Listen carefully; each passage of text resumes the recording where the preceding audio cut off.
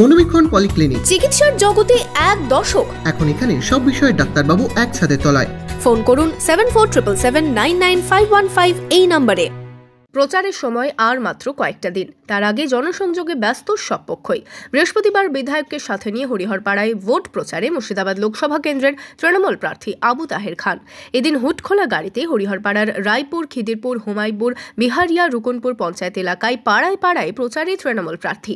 দলীয় নেতৃত্ব ও কর্মী সমর্থকদের সাথে নিয়ে চলল জনসংযোগ। আমাদের আজকে মোটরসাইকেল র্যালি এবং আমরা 4টে অঞ্চলে আমরা আজকে ঘুরবো।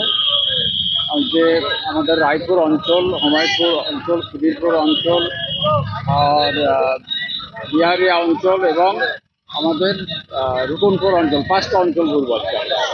এই দিন সকালে রায়পুর অঞ্চল থেকে শুরু হয় ভোট প্রচার। প্রচারে বেরিয়ে বেশ আত্মবিশ্বাসী আবু তাহের খান। হরিহরপাড়ার বিধানসভার মাননীয় বিধায়ক নিয়ামত সাহেবের উদ্যোগে এবং তার সহযোগিতায়, তার পরিচালনায় একটা বর্ণাঢ্য মিছিল সহকারে আমরা শোভাযাত্রা বের করেছি এবং আমরা প্রত্যেকটা মানুষের ধারে ধারে যাচ্ছি ভোট প্রচারে।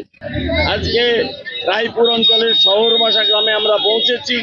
এরপরেও 4টে পঞ্চায়েত আমাদের আছে, পরপর সমস্ত বিধানসভার আরো 4টে পঞ্চায়েত ঘুরে আমরা শেষ করব। তৃতীয় দফায় ভোট রয়েছে এই কেন্দ্রে। মূলত ত্রিমুখী লড়াই এই কেন্দ্রে। তার আগে শেষ মুহূর্তে প্রচারে সব রাজনৈতিক দলই। Bureau report, Madhyabanga news.